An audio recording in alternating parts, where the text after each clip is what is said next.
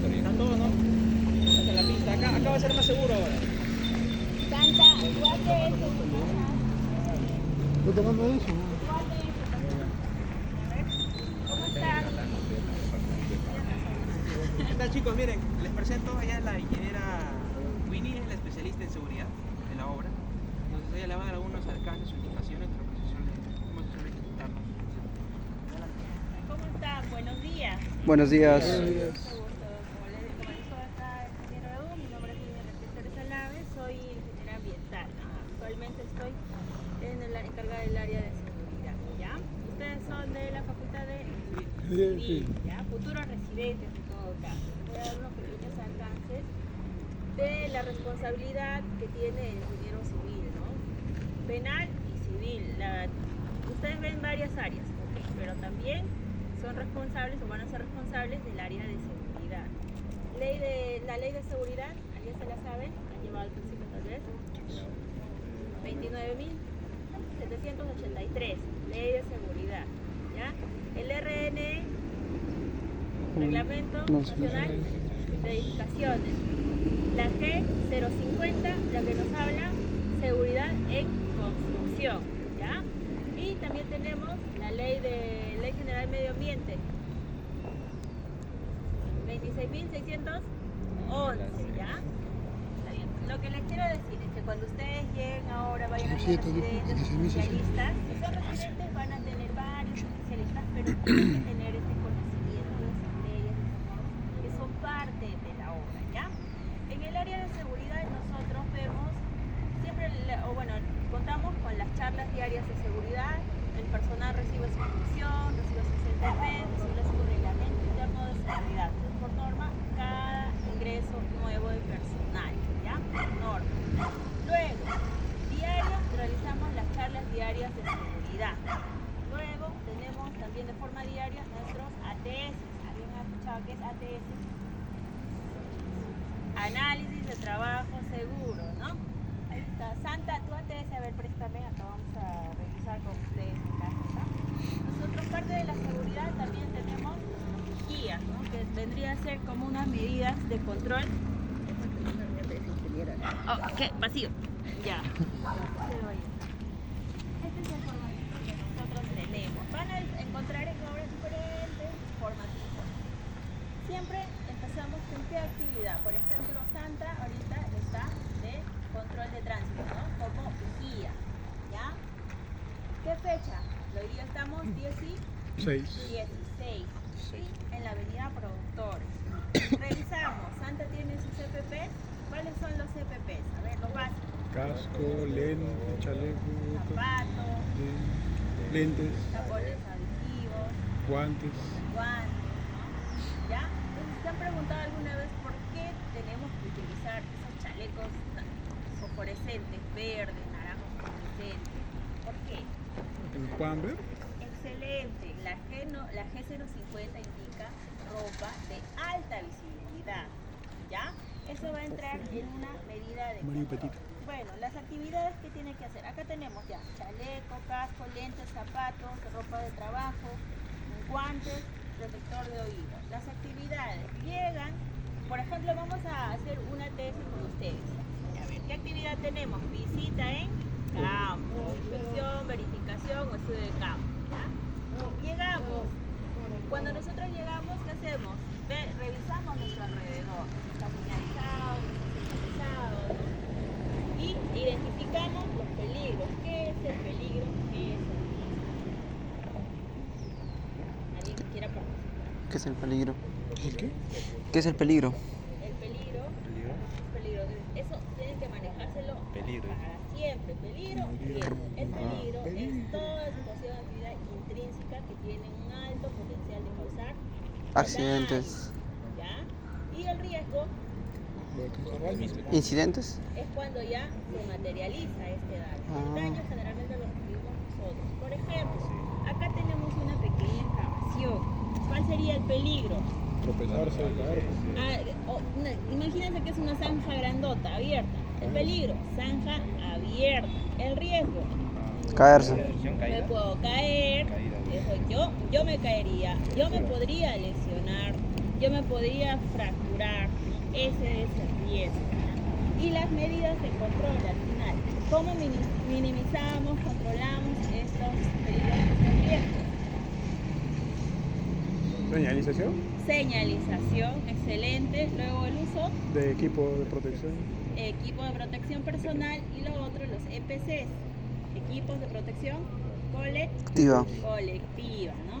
Bueno, esta zanja es pequeña y por eso, pero si fuera grandota, tenemos que señalizarlo, acercar. Nosotros contamos con los cachaquitos, ¿no? Que son las bases de concreto con madera, las cintas de seguridad naranja y roja y amarilla, y las mallas naranjas de seguridad, ¿ya? Con esto, ¿qué hacemos? Minimizamos y tratamos de controlar el riesgo, ¿ya?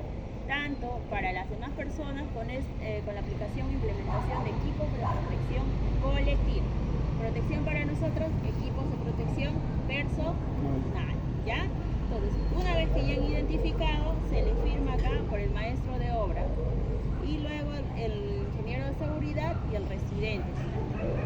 Esto es un documento legal. Su personal, ustedes como futuros residentes, tienen que saber cuántas personas están trabajando hoy día. Tienen 25, 35, ok. Esos 35 tienen que estar en el registro de las charlas de seguridad. Luego, esos 35 tienen que estar en sus ATS. Si es que pasaron un incidente y no los encuentran,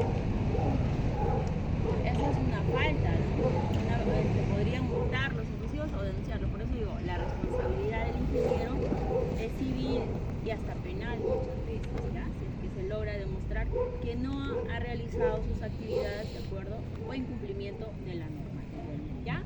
Eso sería todo, muchas gracias. Si es que tienen alguna pregunta, ¿vale? Pueden hacerlo.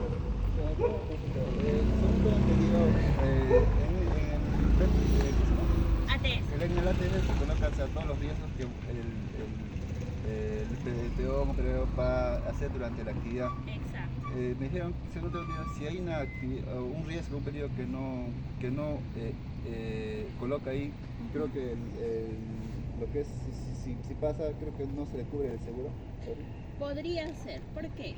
Este documentito va a demostrar que la persona que está realizando el trabajo conoce los riesgos. Yo he contratado un peón o un obrero o un operario, se supone que sabe, pero ¿cómo lo demuestra? Lo tiene que firmar.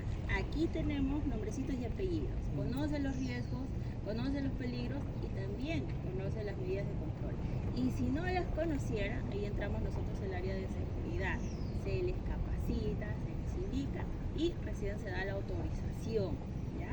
Entonces, si tu personal ya está capacitado, ya sabe los riesgos, obviamente va a tener más cuidado, ¿no? Ya la posibilidad de que ocurra un incidente o accidente va a disminuir, ¿no? Por eso son las medidas de control. Pero siempre pasa algo, así que esto nos ayuda a nosotros, a los profesionales, en gran medida, ¿no? A cuidar nuestro trabajo, ¿ya?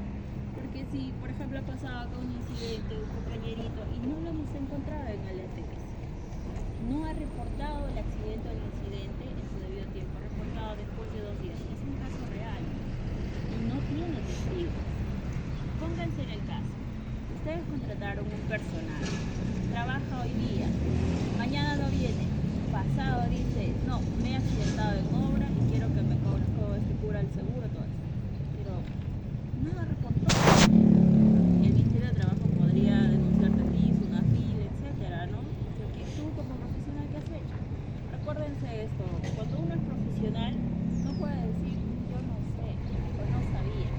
La norma que dice, tu deber es saber. Si llegara, no, pero que no pasa. Te van a decir instrucción, universitario, superior. ¿Cómo no vas a saber? Eso, ¿ya? El deber es saber, recuerden. Y apóyense siempre ustedes a sus especialistas. Tenemos especialistas seguridad, medio ambiente, suelos de pavimento, seguridad vial. Cada uno de su área, ¿ya? ¿Alguna duda más que tengan? Eso sería todo para que continúen el recorrido. ¿Bien? Muchas gracias. En este lado ya no hay mucho tránsito, está cerrado solo para mí. Pero que no se vayan a tropezar. Hay un peligro que nosotros decimos, ¿no? Piso a desnivel. ¿Ya? ¿El riesgo cuál sería? Caída a distinto nivel. ¿Ya? Parece pequeñito, pero si temperaturas parece sencilla. Podría pasar. ¿Ya? Eso sería todo. Muchas gracias. Yo me voy a ir hoy. Tienes una zanjata. Que no salga, hermano. Juez bajito.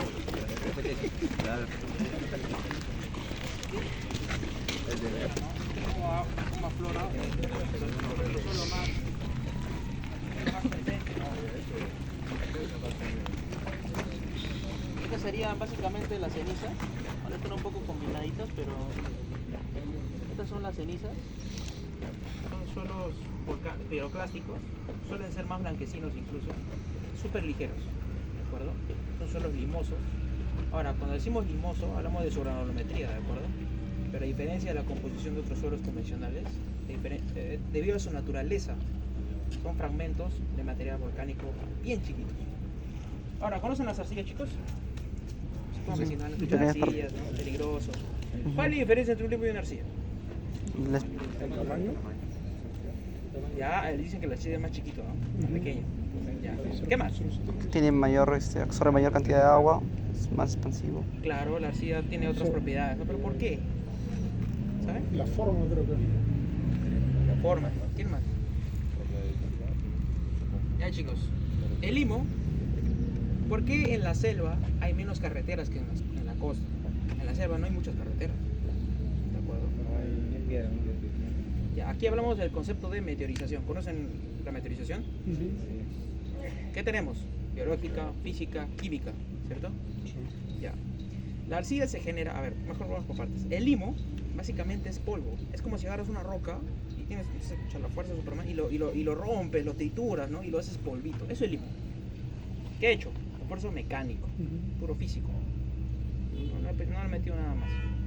Ahora, la arcilla, a diferencia del limo, se genera por una interacción química del agua. ¿De acuerdo? Es meteorización puramente química. Por eso tiene propiedades diferentes. Tiene cohesión, tiene plasticidad. La diferencia entre un limbo y una arcilla, básicamente. ¿Por qué la mayoría aquí en la costa, o en algunas zonas costeras de la macrorregión sur, tenemos varias carreteras? ¿Por qué predominan más los suelos limosos? Precisamente porque predomina la meteorización física. ¿Por qué? La meteorización física es básicamente la reacción de la roca a los cambios físicos externos. Por ejemplo, no hay mucha lluvia en Tacna, ¿cierto? No. Hay una variación de temperatura alta. Puede llegar a hacer mucho calor, puede llegar a hacer mucho frío. Sí. ¿De acuerdo? Eso altera la roca. Altera la roca y la tritura, la somete a esfuerzos, pero mecánicos. ¿De acuerdo? Es meteorización física la predominante. No digo que en Tacna no haya meteorización química, hay, pero no es la predominante. En la selva sí. Hay lluvia, el nivel freático está arriba por las nubes, ¿de acuerdo? Por eso hay tantas arcillas. Vamos a hablar más arriba sobre las arcillas. Pero para nuestra suerte, este suelo de fundación no tiene arcillas, es limoso, entonces tiene otro tipo de tratamiento, ¿de acuerdo? Este es un suelo colapsable debido a su porcentaje de finos, como mencionó el compañero. Entonces tiende a fallar. ¿Tiende a fallar con qué? Con el agua. ¿Saben qué es una falla, no? Un desplazamiento, falla de corte, desplazamiento. Si es que el suelo interactúa mucho tiempo con la humedad, va a reaccionar y va a fallar. Ahora, ¿qué medidas hacemos con respecto a eso nosotros? Ya les voy a explicar más arriba, ¿de acuerdo? En un perfil que se note mejor. Ahí les voy a hablar del bombeo. ¿De acuerdo, chicos? Ya subamos. Justo ahorita estamos ahora en medio de una densidad de campo. Buenos días. Toma foto, perrito. Toma foto, el perro. Presento a Eddie. También Buenos días. de geología. Él se encarga por el momento ahora de lo que es ejecutar las densidades. Lo que está haciendo, ¿lo conocen? Es el estudio muy bien ese, ¿no? ¿De acuerdo? Lo que buscamos con ese estudio es encontrar la humedad de campo. Aunque no lo crean, ese dato, además del cálculo del grado de compactación, es muy importante porque nos da visibilidad. Los suelos que retienen más agua, ¿cuáles son? Sillas. Ya, bueno. Pero en general, los gruesos son los Finos. Entonces,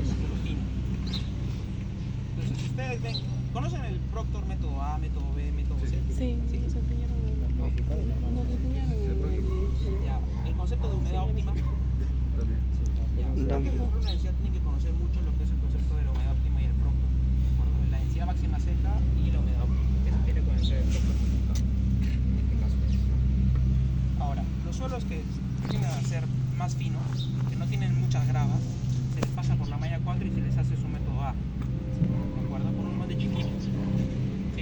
laboratorio le das tus 25 golpes por cada 5 capas y luego haces su ensayo, ¿no? Le echas su humedad. Esos suelos suelen retener más humedad. Su humedad óptima tiende a pasar los 10, 11, 12, algunos 15, otros 9, 10. ¿De acuerdo? Ahora, con un método C, un suelo convencionalmente granular gravoso, suelen tener una humedad de 6, 5, 7, ¿no? Entonces, absorben menos humedad. Que si le das más humedad, el suelo se satura, se drena, se vuelve más barro. A diferencia de los finos, que le echas más agua, igual absorben. Para que se saturen o se vuelvan más plásticos, más agua les tienes que echar. La humedad, de alguna forma, nos da visibilidad respecto a eso, ¿no? ¿Qué tipo de material tenemos? Hay veces, como les comenté, hay suelos que suelen tener más fragmentos o suelos de transición. Por ejemplo, hay un tipo de suelo, ceniza, y luego pasa a otro tipo de suelo más antrópico, más granular. Vas a encontrar la ceniza con grava. Entonces, con la humedad yo puedo saber, ¿no? Con su humedad puedo decir, este suelo es el fino, este es el suelo de ceniza, suelo que tiene gravas. Entonces se le tiene que hacer un subproctor o se le hace un recálculo con las gravas, ¿de acuerdo? Porque las gravas de la ceniza, si le pasas por las 4, no pesan mucho, porque yo les dije que su densidad es menor, flotan en el agua, entonces no pesan, prácticamente no pesan mucho.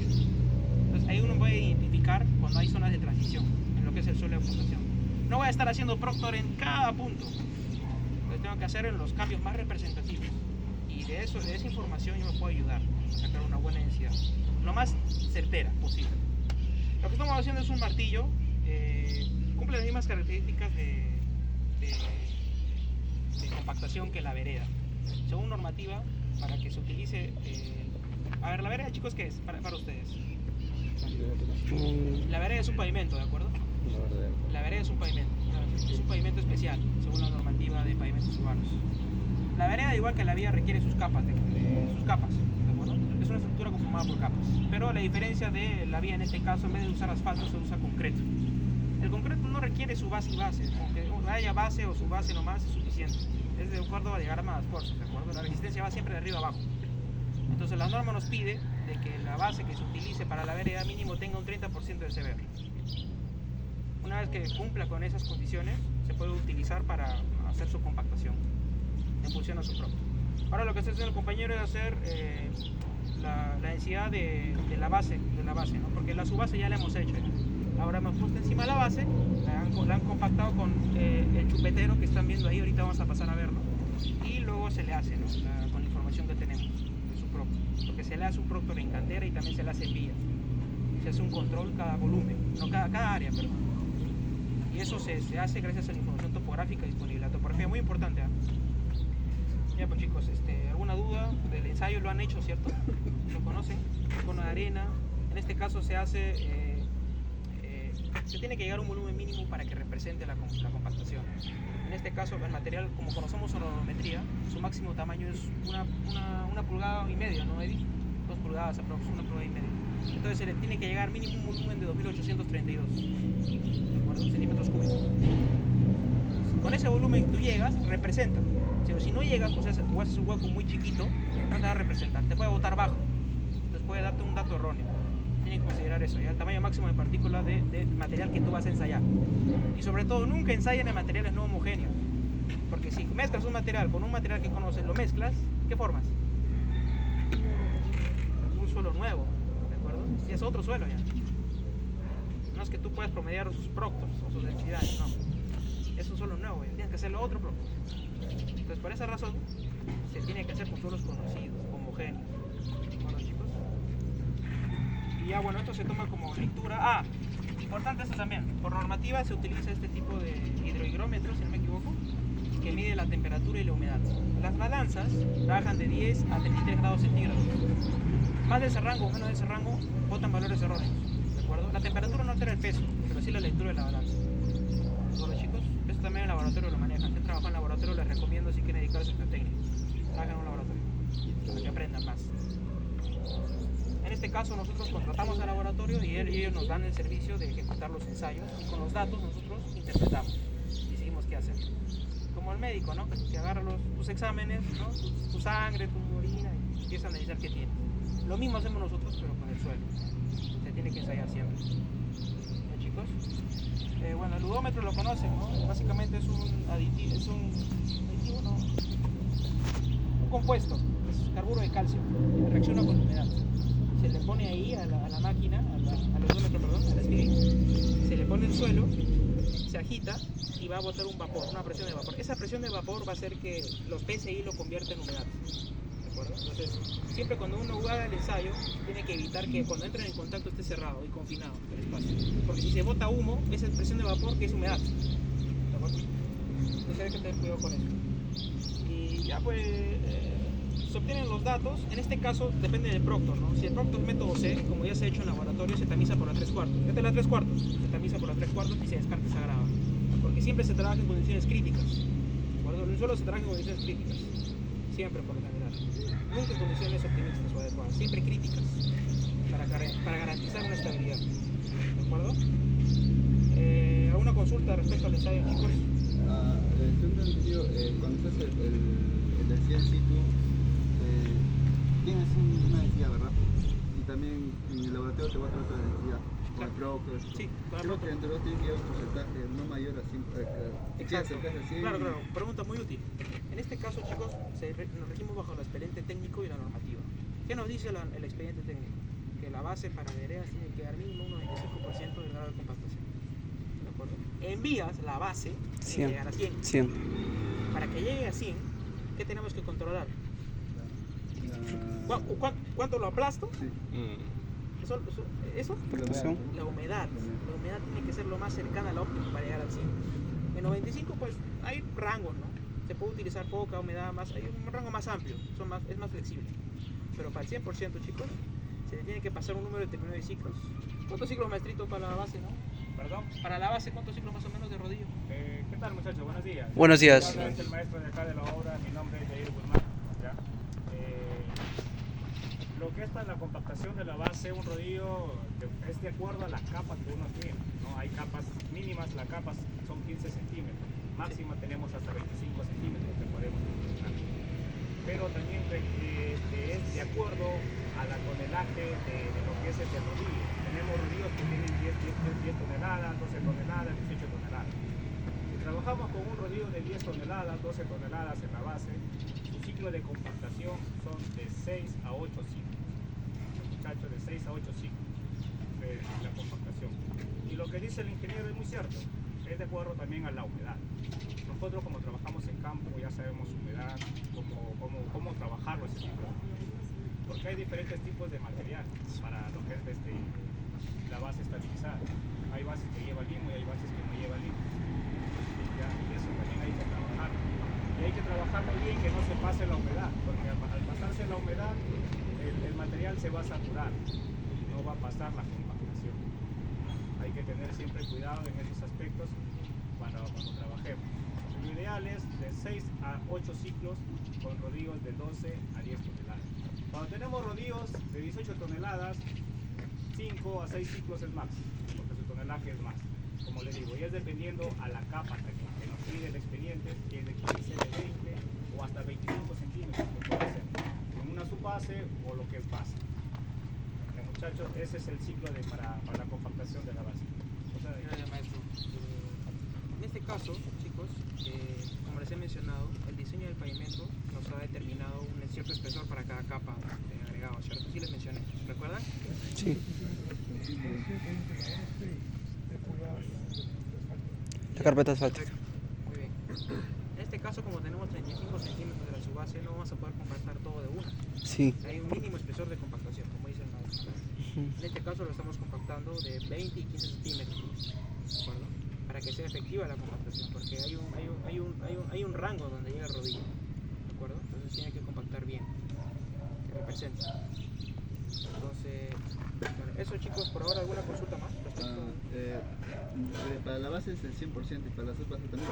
No, para la subbase, no, también, para vía, 100%. 100% para ambos. La vía urbana es 100%. Y como es la zona de 35 y hacer doble capa sería, sería Doble control. doble control. Por supuesto, sí. O sea, primero para primera capa, que Sí. son de 20 y para completar los otros 15, otro control. Otro control. Ah, Se hace así. Que ambas capas estén compactadas. Como el Proctor. ¿Han hecho Proctor? ¿Alguien acá ha hecho Proctor? sí, pues, Sí, Ya, todos hemos hecho. como el Proctor. Exacto. Si tú agarras material, lo humedeces, lo homogenizas y después lo compactas en capas. Tratas de simular condiciones ideales en el laboratorio. No va a ser lo mismo aquí es distinto el campo, pero se busca eso, se busca este cliente compacto. Por cada capa, o sea, su densidad. Sí, Sí. tiene que llegar a un porcentaje. Así se ha hecho así y hasta ahora ya tenemos lista su base, como les comenté. Ahora viene lo que es la base, 20 centímetros no requiere hacer doble capa. Llegamos al espesor de compactación adecuado. Entonces solo con una capa, que son los 20 enteros, se va a poder compactar. Bueno, chicos, nunca compacta más de 25, 20 centímetros, 25, no se hace eso. Bueno, hay un mínimo de espesor de compactación que se tiene que manejar. ¿Alguna consulta más? ¿Respecto al ensayo o algo? Todo claro. Está bien, todo claro. Ya, chicos, avancemos entonces. Para la vereda está muy bien.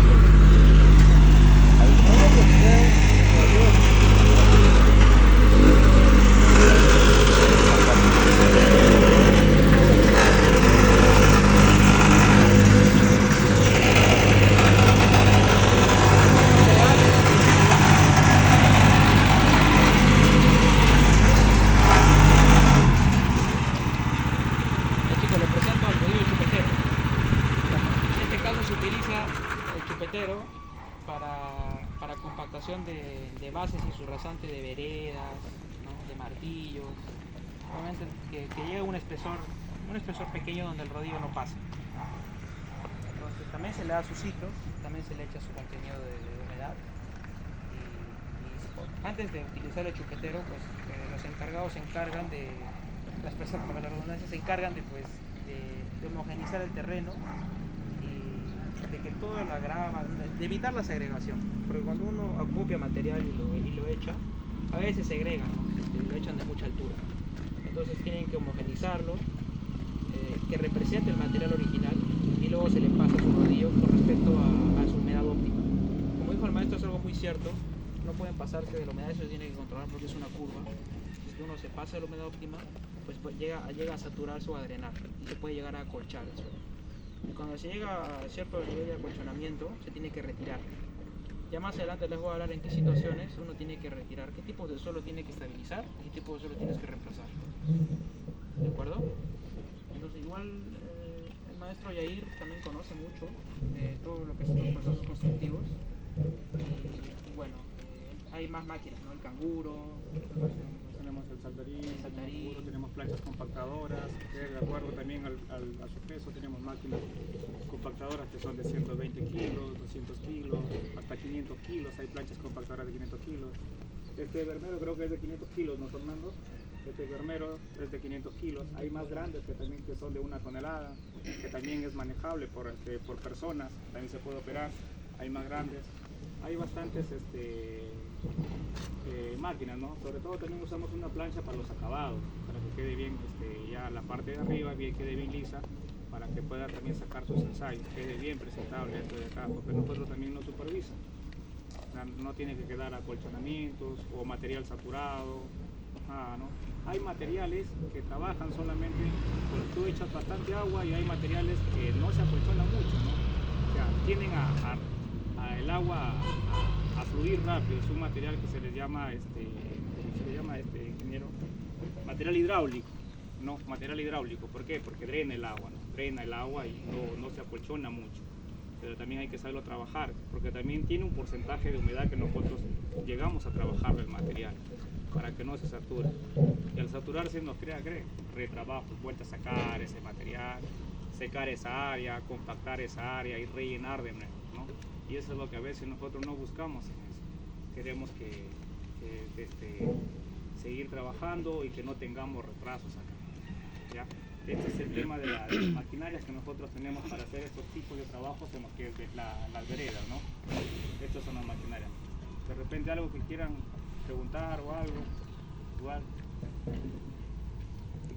¿Cómo es la forma, digamos, si es que hay partes, digamos, que necesitan agua y unas partes que no, para echar, digamos, medir la cantidad de agua, digamos, para, digamos, ya avanzó esta parte y la otra parte, digamos, se va secando, ¿no?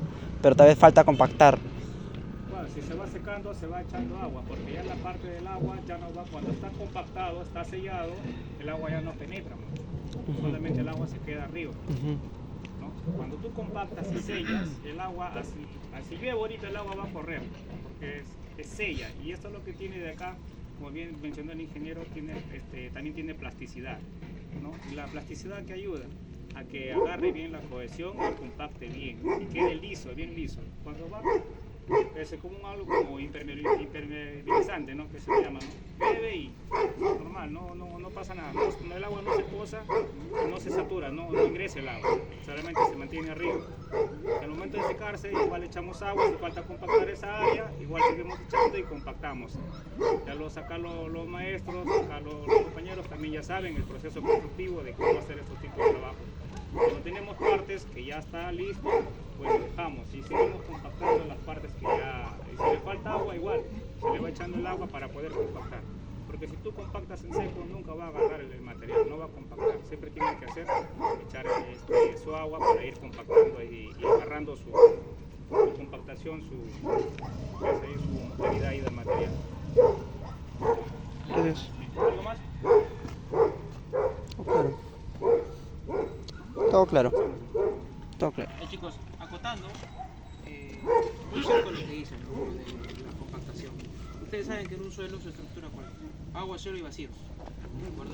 Entonces, cuando uno le pasa el rodillo, incluso si escurre, se le echa una humedad original y cuando se le pasa el rodillo se le sella, como dice el maestro. Entonces los espacios vacíos se reducen. Eso sí implica que el agua sea más difícil que escape. Se evapora mucho más lento. No significa que sea completamente impermeable. Todo material tiene permeabilidad, baja o alta, pero tiene. Pero en este caso ayuda a controlar mejor. No es que se vaya a secar rápido, porque ya se selló y es más difícil que el agua escape. Entonces, por más de que tú pases rodillo, pase un tiempo, se seque, veas que se secó y empiezas a excavar, vas a encontrar humedad, porque atrapa, ¿de acuerdo? Al momento de sellarlo. Y eso ayuda mucho a que se preserve. O sea, y una vez que se compacta, pues se hace un control, una especie de mantenimiento, ¿no? Echándole agua superficialmente. Eso se hace con la vía, principalmente. Pero eso, chicos. Entonces, sigamos avanzando. Ya se notan mejor las cenizas. Pueden observar, ¿cierto? Ah, verdad. Ya, esas son las cenizas a las que me refiero. Ah, Ya, esa es nuestro subrasante principal, Tiene el gran- más predominante de la obra. tiene gran altura, ¿no? Considerable nomás. Hay zonas donde la ceniza pues aflora más, otras aflora menos, otras profundizan. Saben que la geología son estratos que tienen un cruzamiento. La ceniza no necesariamente es horizontal, puede ir así, puede ir así, ¿de acuerdo? Eso por geología.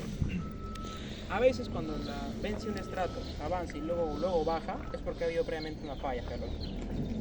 Entonces eso es bueno, importante reconocer en varias obras. Hay obras de gran magnitud que hay fallas bien grandes, ¿no? Entonces las fallas tienen más dinamismo cuando existen fluidos. Eso por teoría, chicos.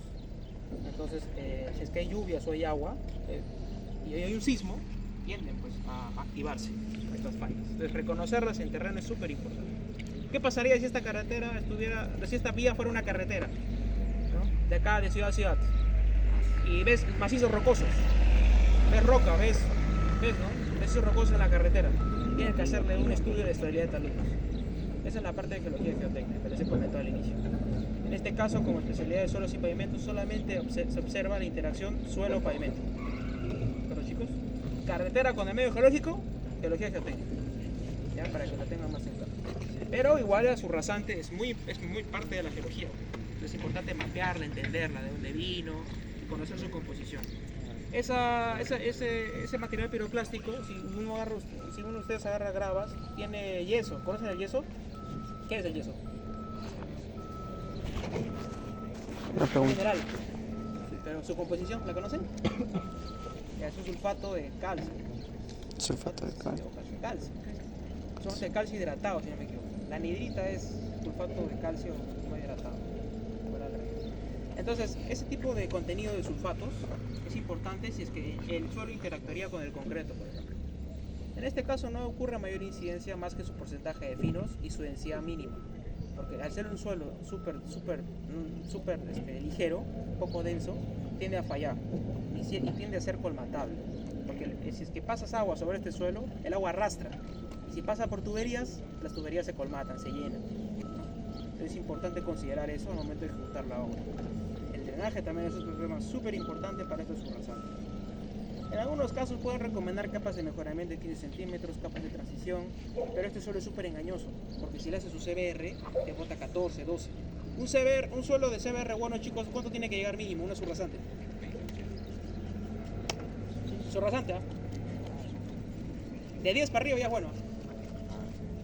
De 9 a 6 o de 6 a 10 está medio, y de 6 para abajo malo. Si esa es una calicata y en 4 es un suelo de 6 y luego arriba un suelo de 12, ¿hace mejoramiento o no? Sí. Bueno, ¿de 6 y de 12? No, ¿y cuánto es una surrasante, digo, de 3 y una surrasante arriba de 10? ¿Hace mejoramiento o no? Depende del espesor. Si es que tiene 80 centímetros el primero, no hace mejoramiento, estarías perdiendo plata. De frente nomás te agarras el CBR alto. Si es que tiene 80, 60, 50 centímetros y el otro tiene 50, 60 también, promedio, ponderado. Como les expliqué abajo. ¿De acuerdo? Ahí para que conozcan las cenizas y quieren poder tocar. Disculpe, a lo que se refiere es dependiendo por la capa, Claro. de la calicata que se va a hacer Claro. para la razón. Sí. Ah, ya. Hay un espesor. ¿De acuerdo? Ya. A ver, hay espesores de. Mira, espesores de 30 centímetros no causan menor incidencia. Mayores a 30 sí. Se tiene que considerar. De acuerdo al diagrama de esfuerzos. Siempre tengan en cuenta. Se hace un estudio de tráfico para esto. ¿Cuánto es el sal? Sí, Ya. Ya. Este es un sal de 6 millones aproximadamente. 6 millones. Tener en cuenta, mapeado esto, es importante para el diseño, porque también se usa el sal para el cálculo. Entonces, también la vía se caracteriza como arterial menor debido al sal también, por su utilidad, el tráfico que pasa. Esto no es local, esto no es como que sales a tu casa y vas a la vereda y luego avanzas. Acá vienen varios carros, conecta avenidas, tiene funciones específicas. Entonces, mapear eso es importante para definir qué control le das en función a la norma, ¿ya? Entonces, también observan esto de aquí, este es un sardinel. Es un sardinel, se usa con concreto armado. ¿Saben qué es concreto armado, no? Bueno, ustedes son civiles, yo creo que conocen más eso. Concreto armado, ¿no? Sistema corticado. En este caso tiene acero y pues se utiliza concreto 210. Esto como tal no es un pavimento, ¿de acuerdo? En teoría no, además en la especialidad de suelos y pavimentos no se ve mucho, pero igual se tiene que controlar. Antes de vaciar concreto se tiene que hacer el Obras encofrado. de arte, ¿no? Y el encofrado es un proceso que también tiene un control de calidad, ¿de acuerdo? Ahí el maestro igual conoce bastante de lo que es el proceso constructivo del encofrado y también del vaciado. Sí. Como ven acá el encofrado, antes de hacer esto hacemos una excavación, no sé si ven al otro lado. Siempre hacemos una excavación con una pequeña uña. No sé si pueden ver acá.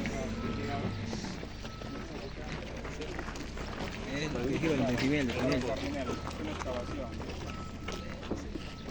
Hacemos una excavación como una uña y después hacemos el encofrado acá. Y esta es como si fuera una base. Esta parte primera es una base que tiene 25 centímetros de altura por unos 35-40 centímetros de alto. ¿Por qué le damos así de más? Porque este lado de acá va montada una encofrado una madera. Se pone para que siempre monten en esta parte de acá, toda esta parte porque monta la madera para el encofrado, para hacer acá el sardinel. ¿Cachai? Este concreto que está acá, este es concreto 175. Es un concreto que tiene menos resistencia. Hay concreto 100, 150, 175. Es el cimiento, ¿no? Concreto 300, hasta 300. Concreto 300 más se usa que son túneles para hacer revestimiento. Con una mezcla, no sé si han escuchado, que se llama tope. Es solamente esa base, solamente de arena, cemento, lleva un aditivo que se llama sílice, también se le echa, ¿no? Pero este de acá es concreto 175. Esta parte de acá es el primer encofrado. Después el otro encofrado viene más arriba, que solamente ya va a ser 15 centímetros. Más arriba ya lo vamos a ver cómo están quedando los sardinelos. La parte de arriba el concreto ya cambia, que su resistencia es otra. Su resistencia es 210. Acá este concreto, de acá nosotros, donde están nosotros ahorita parados, ese es el nivel de la subbase. De acá todavía nosotros falta una capa de 20 de base y 7.5 centímetros lo que es de asfalto. Quiere decir que acá nosotros vamos a llegar a más altura. Esta parte de acá, lo que es la base, se va a tapar con el material que viene más el asfalto. Es por eso que siempre en las bases se usa un concreto menos resistente. Y la parte de arriba es más resistente. ¿Por qué? Porque va a estar expuesto. Cuando vengan acá los vehículos, de repente un choque o algo, y va a tener mayor resistencia y no quebrarse, no dañarse mucho la rinera. Muchachos, ese, algo de repente que quieran cortar o algo. ¿Por qué no le quitan el concreto? No, es concreto de planta.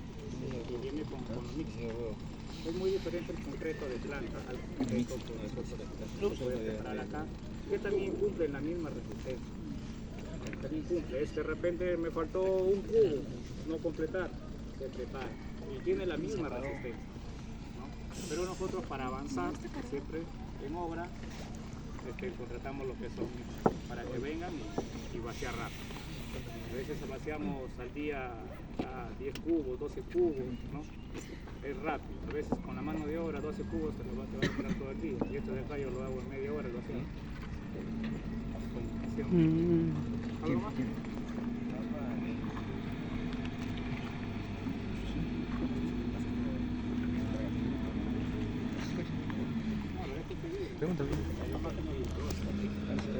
Vamos para allá, chico, vamos para allá, chico. Está explicando, empuja para allá.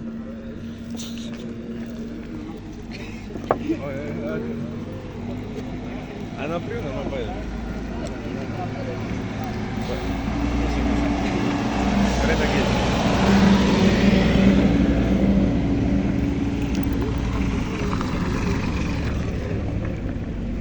Ahí se llega la luz. Vamos para el otro.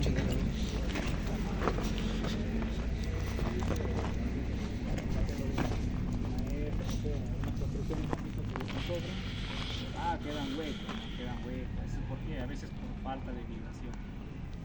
Toda hora nosotros vibramos eso para tapar todos los gases. ¿Es permisible que haya algunos huecos? Sí, porque si quedan algunos huecos, todo eso se puede resanar. Para eso llevan unos aditivos más resistentes. Tenemos que son los productos de Cicla. Si acá se despostilla, yo lo puedo resanar con un concreto. Y él también tiene la misma resistencia. Tiene toda su misma resistencia para este tipo de concreto. Hacemos. ¿Algo más? ¿O pasamos más arriba? Más arriba. La segunda capa debería que ser 210, ¿no? Concreto 2 días. ¿Hasta qué altura va a ser? 40 centímetros. Sí, 40 centímetros. 40 centímetros de alto por 15 centímetros de ancho. ¿Y utilizan algún aditivo en sí para pegar, por así decirlo, ambos concretos? ¿Cómo se encuentra? No, como llevan unas juntas, nosotros vaciamos cada junta. Llegamos solamente a vaciar ahí. No dejamos, por ejemplo, un pedazo y mañana lo vacío, no. Solamente llevan unas tapas que son unas juntas, tenemos que vaciar así. Y seguir por el procedimiento de vaciar. No dejar vacíos para luego venir y poder vaciar ahí. Vaciamos todo paralelo. No dejamos nada para vaciar. La ponemos una tapa, llegamos hasta acá y esto queda vacío para seguir nosotros siendo mejor. ¿Perdón? Con la otra capa de ¿Ya? Sí, esta es la primera, que es la base. ¿Y para lo van a vaciar de leche o van a entrar a comprar? No, también se encofra. También encoframos. Para los 15 centímetros. Arriba vamos a ver y van a ver ahí los encofrados que estamos haciendo para la parte de arriba.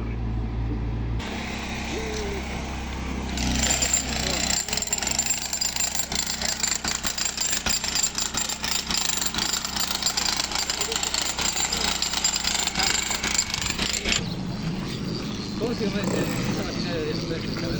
¿Ceniza volcánica? No, terreno. Es algo de terreno.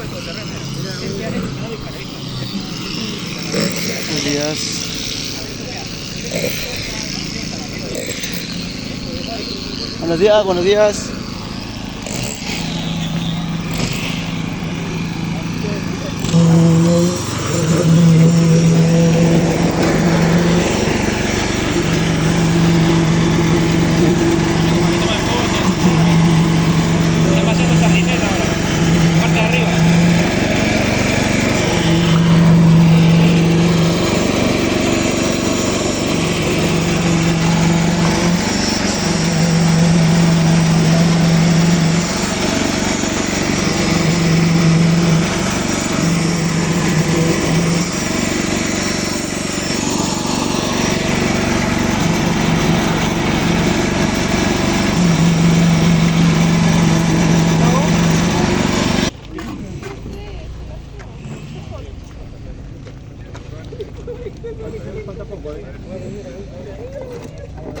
A ver muchachos, este es el sardinel que les digo en la parte de arriba, que tiene 40 centímetros.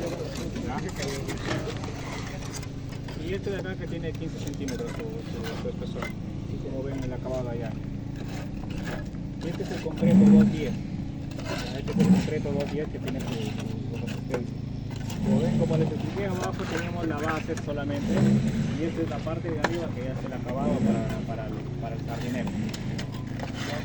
Vemos que echamos la mezcla, todo, y esta es la vibradora que nosotros usamos para vibrar y que no haya nada de vacío acá, ¿no? Y ya va a quedarán algunos poros, como ven al otro lado, quedan unos huequitos por ahí, todo eso ya es resanable, eso se resana, eso es por parte del también sistema constructivo, ¿no? Es muy diferente a que te queden mucho, o sea, bastantes huecos que tengan a más de 1 centímetro, ahí sí, ¿no? Claro, ahí ya como que se dice de cangrejera, ¿no? Hay bastante y eso es lo que no queremos acá, ¿no? Por eso nosotros usamos vibradora, ¿no? Toda esta parte tiene un tema constructivo que usamos, como ustedes ven el encofrado, ¿no? Ahí están alistando también los encofrados para que siga, ¿no? Estos son los panels que se usan a base de fenólicos, ¿no? Nosotros tenemos acá los fenólicos. Buenos días, buenos días. Y aparte de los fenólicos se le echa un aditivo, ¿para qué? Para que el concreto al momento de desencofrar no se pegue.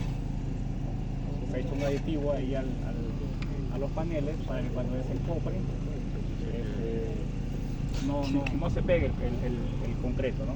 Es como cuando ustedes hacen, no sé si han hecho de repente una torta, ¿no? Como se dice. ¿Qué le echan? Mantequilla con harina para que su mezcla no se pegue, ¿no? Y cuando sacas el molde no se te pegue, ¿no? Y no se desone. Ese de ahí, ¿ya? Ya muchachos, ahí está viniendo ahorita la mezcla. Tenemos una pasada, chicos, va a vaciar una pasada para que pase. Ya está casi terminando ya. ¿Está transmitiendo en vivo, creo?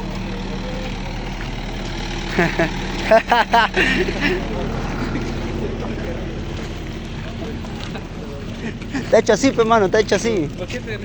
No, es porque te ha hecho así. Yo tomaba foto. Amigo, ¿por qué te peleas? Supongo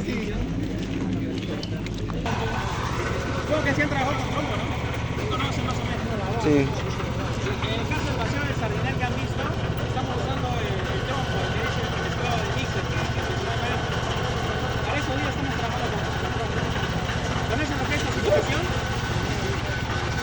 Es muy importante, ¿de acuerdo? Muy importante la situación, porque eso va a determinar la resistencia de su concreto. Como le mencionó el maestro, tiene que llevar una resistencia de 210, y la de abajo 135, de crecimiento. Ahora, nosotros tenemos un diseño de mezcla filtrado por el laboratorio. Por bolsa se ejecuta básicamente 15 panadas de arena, 22 panadas de piedra y 22 litros de agua. La relación agua-cemento es súper importante por el tema de la resistencia, pero también lo es la trazabilidad. ¿Conocen el red lab? En este caso es muy importante para poder controlar el concreto, porque en este caso no estamos utilizando aditivo plastificante. ¿Sabe qué es aditivo plastificante? ¿Qué hace el aditivo plastificante? El aditivo plastificante. Claro, le da plasticidad al concreto, porque si le pones más agua, pierde resistencia y lo hace más trabajable, pero no llega a la resistencia. Al igual que el vibrado es súper importante, porque el agua ocupa espacio al momento de preparar el concreto. Entonces, si es que le echas mucha agua, al momento de que se evapore, va a dejar muchos poros. ¿De acuerdo? Y si no vibras, peor todavía. ¿Conocen la esclerosis? ¿Conocen la esclerosis? Ah, claro, hay unos huequitos. Es como cuando los huesos se vuelven súper porosos y débiles. Lo mismo pasa con el concreto. ¿De acuerdo? Tenemos que evitar eso. Por eso es que es importante la erosión del agua cemento. La piedra tiene que ser chancada, porque esa es la que va a agarrar el concreto. Tiene que tener un tamaño específico. En este caso tiene de pulgada y media a pulgada, de 2 a 1 pulgada. Y la arena fina, y la arena gruesa, perdón, también tiene su granometría, es 3/4 a 4, que es el máximo tamaño de grano y también máximo tamaño nominal. ¿De acuerdo, chicos? Entonces, la dosificación es súper importante y para llegar a la resistencia se tiene que evaluar bien eso. Si llegamos, en este caso para controlar, necesito que el slam llegue de 3 a 4. ¿Ya? Si veo que es en concreto y digamos, le echamos la cantidad de agua requerida, está muy seco, le echamos un poco más de agua o mojamos la arena por último. ¿De acuerdo? pero lo ideal sería usar el agua del diseño. Pero si está muy seco, tiene que echar un poco más de agua, no más de 26 litros, máximo 29, no puedes echarle más porque sería un pecado para tu concreto. Y ¿cómo se llama? Hacer el slam, ¿no? Si llega de 3 a 4 y le echas un poquito más de agua, normal, va a llegar a la resistencia. Pero si es que le echas mucha agua para que llegue al slam de 4 o 3, tiene que ser plastificado, ¿de acuerdo? Para que sea trabajable. Es importante que el concreto sea trabajable también, para que no se agregue. ¿Ya? En este caso estamos usando trompos para sardineles y usamos premezclado el mixer para veredas. No estamos haciendo veredas en este momento, porque también estamos haciendo sardineles nomás con trompo, pero por lo general, como dice el maestro, recurrimos a lo que es el mixer. Eso es con la parte de concreto, chicos. Como les mencioné, la vereda sí es un pavimento especial rígido. La capa de rodadura es concreto, no es como el asfalto, ¿no? De la vía que vamos a utilizar. En vez de asfalto se va a usar concreto. Entonces es importante también controlar su calidad. Si saben, ¿no? Después del slam se hace el muestreo de cilindros de concreto, 25 golpes, martillos, todo lo que dice la norma 79. Todo es con normativa, ¿de acuerdo? La ACTM, la NTP, todo tiene que basarse en normativas. Se tiene que curar con 2% de cal por cada litro de agua y se tiene que curar su respectivo tiempo, ¿no? 7, 14, 28, uno lo hacen 7, 14, 21, 28. Ya, pero en este caso estamos trabajándolo así. Y tienen que llegar a una cierta resistencia. El concreto tiene su evolución, ¿no? Hasta un cierto punto, de ahí deja de evolucionar más, que es hasta los 28, si no me equivoco. ¿De acuerdo, chicos? Eso se ensaya en laboratorio y de ahí se da conformidad. En caso de que el concreto no pase, es un proceso. Se hace o es clorometría o se solicita diamantina antes de ser demolido, ¿de acuerdo? Pero se tiene que hacer un control de calidad del concreto. En este caso son veredas, pero igual se tiene que seguir la normativa. Si fuera una columna que está en constante carga, es mucho más importante todavía, ¿de acuerdo? Pero es una vereda, pero no se le da esta importancia por eso, se tiene que cumplir la normativa y tiene que llegar a la resistencia que se pide en la especificación técnica, que son 175 para veredas y sardinel 210 en la parte de arriba, ¿no? Porque es depende de su función, ¿no? Y bueno, chicos, básicamente con lo que es concreto llegamos hasta ahí. Lo que es suelos, les dije que les iba a hablar un poco de lo que es las arcillas, lo que es la estabilización. En este caso no hay muchas arcillas, pero hay arcillas de todo tipo, ¿no? Hay arcillas que tienen otras propiedades. Conocen la caulinita, la hillita, mormoriñonita, son arcillas las tres, pero hay unas más agresivas que otras y reconocerlas es muy importante. Hay distintas formaciones, ¿no? Como la del origen, la meteorización química o incluso también actividad hidrotermal, ¿no? Porque las rocas, la tierra está en constante movimiento.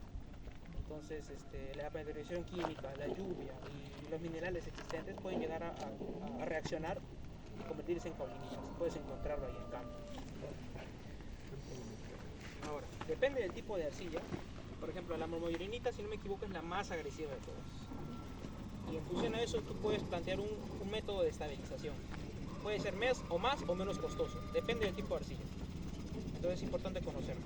Eso para casos donde se encuentren arcillas, ¿no? Pero para esta obra, no hay plasticidad en lo que es un rasante. La arcilla casi nula, es más limoso. Entonces el tema es controlar la humedad. ¿Y cómo controlamos la humedad? En este caso con el bombeo. ¿Saben qué es el bombeo?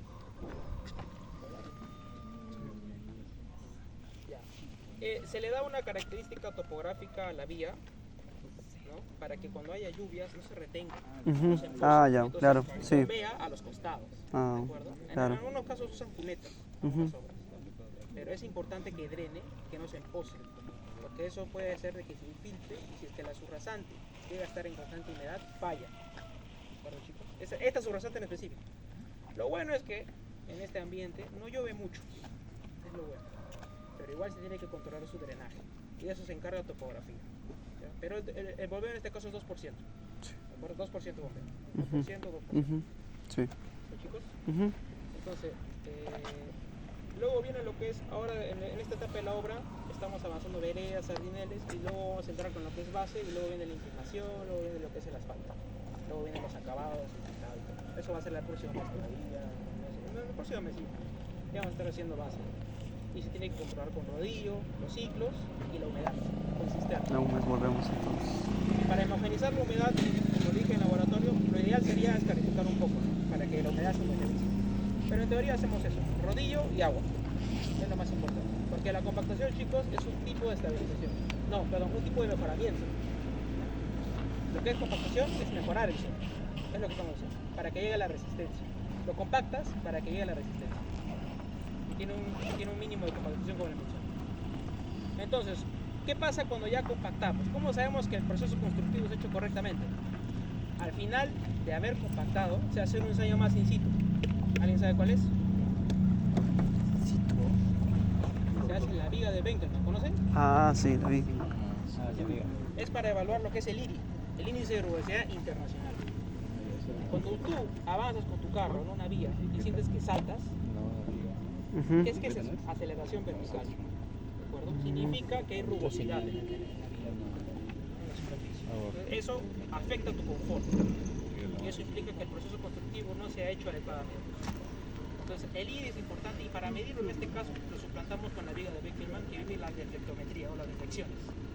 Vemos, colocamos un camión después de la vía terminada o de la capa terminada, colocamos en la máquina la viga y vemos cuánto deflecta conforme avanza el camión. Tiene que ser un camión específico con un tonelaje específico, 8.2 toneladas si no me equivoco. Y tiene que hacerse en ambos ejes. En fin, del camión. Entonces avanza y vemos cuánto deflecta. Y si cumple con su capacidad admisible de deflexión, entonces hemos hecho correctamente el proceso constructivo. Es un ensayo que se hace de control y así podemos continuar con las siguientes capas. Por normativa se tiene que hacer eso. En este caso, con la subbase, alguien me preguntó que se hace dos capas, bueno, que se hace dos capas y se hace la misma densidad. Se hace dos vigas, una nomás se hace al final. ¿De acuerdo? Y eso, algunos lo suelen hacer más para base o subbase, pero la normativa nos pide subrasante, que también es subrasante se hace. Y chicos, el bombeo se da desde la subrasante. ¿Por qué? Lo ideal sería eso, debido a los temas de mantenimiento. Cuando esta vía se termina, pasa por un mantenimiento periódico y rutinario. Entonces, para controlar esos temas y que la especificación cumpla, en caso de que el bombeo tienda a variar, tiene que dar el bombeo idealmente desde la subrasante. Y el objetivo de esto, chicos, es llegar a la plataforma de escape. Si digamos, ahorita es sencillo, solo excavas y ya llegas. Pero en otros lugares tienes que usar terraplén, tienes que hacer corte de talud para llegar a la plataforma. Depende del terreno donde estés. En este caso es más convencional, más conveniente y es ideal para empezar a conocer un poco lo que es la construcción vial. ¿De acuerdo? Sí. Entonces por mi parte sería todo, chicos. Muy agradecido con su atención. Igual el maestro Campo conoce mucho lo que es el proceso constructivo, ya está en varias obras. El maestro también conoce de todo. Entonces de todo se puede aprender. Claro. La de seguridad y mental, que lamentablemente no pudo. Pero es esto con mi parte. Muchas gracias por la discusión, chicos. Espero les haya gustado el recorrido. Sí. Siempre es importante evaluar el suelo, las capas de agregados, lo que sea la capa, sea afirmado, sea asfalto, en caliente frío, sea concreto, etc. ¿De acuerdo? Sí. Entonces, nada chicos, muy agradecido. Muchas gracias.